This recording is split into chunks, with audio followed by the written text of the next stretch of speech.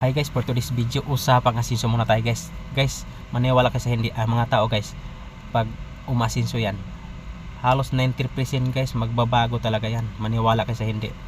Ngayon guys, yung hindi pa sa umasinso, kalibil kayo, kung ano may mga problema kayo, feeling close kayo.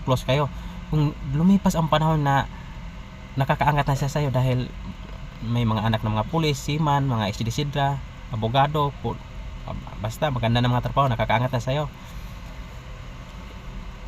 May okasyon ngayon guys, halimbawa tiyuhin ka, hindi ka na inimbita guys. Ang lahat inimbita guys, puro mga big time, dahil hindi ka na nila kalibel. Isipin nila nun, nakakaangat na sa'yo. Alam mo guys, bira-pirang yan. Tayo lahat mawawala dito sa mundo. Mahirap o mayaman man, hindi natin madadala yan sa libingan.